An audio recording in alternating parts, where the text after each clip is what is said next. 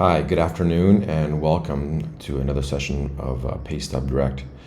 Here today, we're going to be speaking about what does a pay period mean. Now, it seems like it should be pretty obvious, but a lot of people do get confused since there is 3 dates involved. In fact, for any pay stub, there actually should be, or pay or job, there should be 4 dates to be fully fair. Your first date should be your date of hire. That's based on what's going to be year to date for your tax base. So ultimately, if you start on January 1st and it's in the middle of the year, the 6th month or the 12th month, doesn't matter. That's how much your year to date is going to be calculated. So what you get paid each week adds up to what you will be paid for the full year to date. The date from the beginning of the year to the date that you're referring to. But that's not what we're talking about here. We're talking about the pay period. So from those 4 dates, there's only 3. Now we're going to discuss here what this looks like, and we have an article written here to kind of just to help understand it better, and what types are there. So let's discuss firstly the weekly pay period, biweekly, semi-monthly, and monthly. Now, I'm going to open up a actual working example of this on Paystub Direct, and you can see simply what this will look like when you actually open it. So you can just go to paystubdirect.com, go check it out, and do this yourself, follow along, or you can just simply watch and see what we're doing here.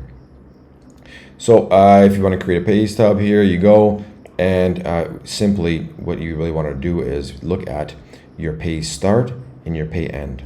If you see, you can see this is the green, they kind of line up together, and the red line up together, and the yellow. So let's not worry about the yellow just yet, because we will, first of all, pay start and pay end. So first of all, depending on how long of a pay period you want. If you want to get paid every week, that means you will have 52 pay periods a year. So to make the numbers easy, let's say you get paid $100 a pay period, and you get paid every week. In a year, you will make 100 times 52, which is 5,200. I'm not going to prove that to you. 52 times, what is it, 100? And that's going to be, dang it, of course, Google, 5,200. So we continue here with the pay stub. So for example, we see the weekly pay period. The benefits of that is you get paid every day. You don't have to wait. If the money is in your hands, you can do with it what you need. You don't need to take little mini loans or borrow money from people. You can simply get the money right in your hands right away. Your employer doesn't want that simply because it's constantly running payroll. Every time money is sent, it costs. And be sure that your employer will not pay the upkeep.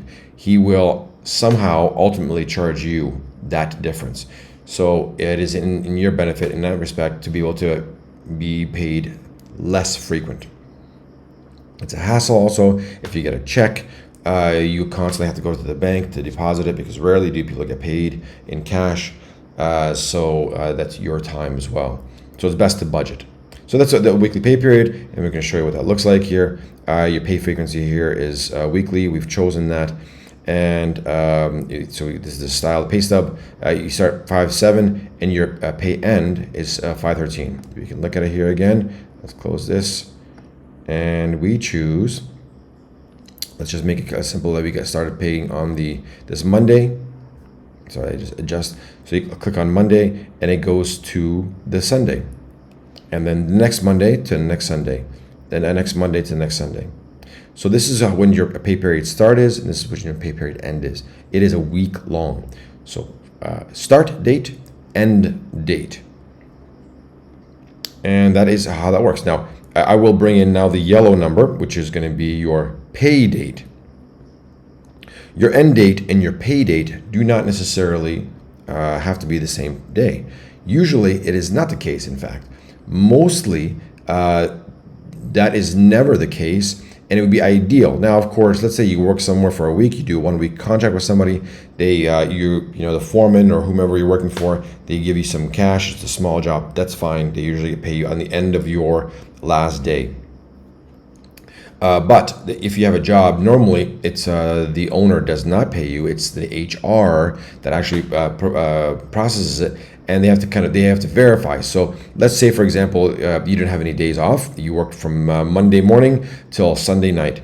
Well, HR probably doesn't work Sunday night, so they have to wait until the next day, a next working day for them to check. Yes, this person worked. They check your manager's time, whatever they do, and they say, okay, fine, this person did work, and they will probably check all their other employees as well, do their other tasks, and they can say, okay, we agree that this person has finished working on on this day. We will pay them. Then they have to call their bank and say, okay, now we will send the money to you, and they do the process. The bank takes a few days, and usually it can come on the 19th. That's usually the process. That's the minimum. And that's assuming that they do that payment that first day. Usually they don't. So typically you will see your pay date to be much later, maybe one pay period later than what you actually work. So this kind of stinks in the beginning when you start working somewhere, but because you will work a week and you won't have any money. At the end of that week, you have no pay. Then you will work another week, and then you will get paid for the first week. Now, the benefit is, let's say this is your last week. You finish on the 15th, and you stop working, and you don't have a job anymore. Well, you will still get a paycheck on the 16th, because from the week before, and you will get another one from this week that we were referring to on the 23rd. So it does benefit at the end when you are looking for another job. That's typically should happen if you're going from job to job. Let's say you started here on the 9th, and then you ended another job on the 8th. Well, should still get 2 pay periods from your previous job. That's usually how that works. I'm sure most of you already know that. So let's continue on. Biweekly, let's look here.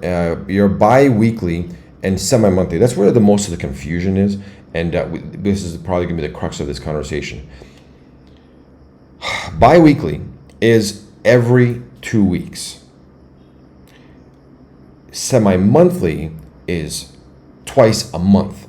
So that you might think, well, there's 4 weeks in a month and it should be the same. Well, it's very close, but it's not exactly the same. Biweekly is literally every 2 weeks. So you will have 52 divided by, let's see here, let's clear this. Where is it clear? 52 weeks divided by 2, you will have 26 pay periods. So 26 pay periods is going to be, you're going to get, so with our previous example, instead of getting paid $100 a week, you get paid $200 every 2 weeks. So this is usually for hourly employees. It's very common. You just get paid every other week. It makes the position, so let's change this here, excuse me, every 2 weeks or bi-weekly. And the system changes it for you. See, as you see, 26. There's already been this many pay periods in this month. This is May 15th, so that means that so many pay periods are in total. Or sorry, 26 in 2021 and 10 this year, so in 2022. So total for this person is 36, but this year it's only 2022. So we have 2 pay periods, and this person is getting paid every 2 weeks. And it's on this numbers here, we're saying that they're getting paid this much. This is 80 hours, of course, because it's 2 weeks, 40 hours a week, and they get that paid. Now, of course, there's going to be some deductions in tax, but we're not talking about taxes or deductions at this point. We're just talking about pay periods. So you now have every 2 weeks. The semi-monthly is different. It's once at the beginning of the month and once in the middle of the month. Now that can change. You can choose that to be anything you want to be.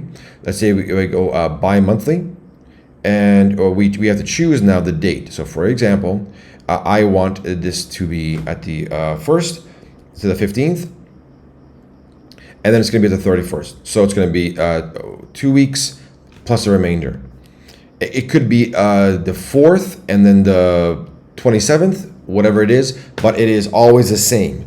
So you will see, and so it's also not even the let's say the 4th and 27th. Usually it's some date in the middle of the month and then the last day of the month.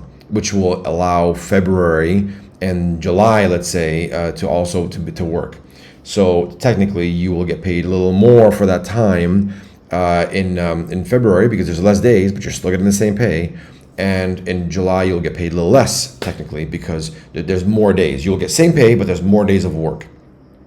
Now, all this works out in the end, and whatever your a boss or your employer chooses, they usually say, okay, well, how much do you want to get paid? And then this is our system, and they convert you to whatever that is.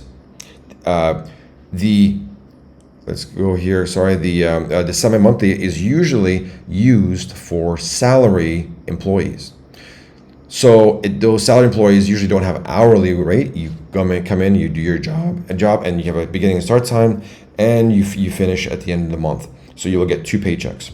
Ultimately, the most professional jobs get paid monthly. That is the easiest for the employer.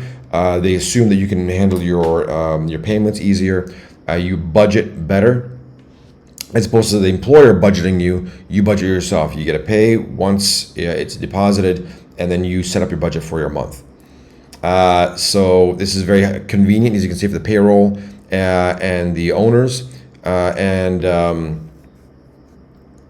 it's negative for people that don't budget well. And the FLSA also doesn't allow that in some states because it's people don't like it. Now, again, it's a boss versus employer kind of thing. If you want to be on the same side as your boss and understanding, and you have the discipline, this is the monthly pay period is ultimately the best because they get paid all at once, and it's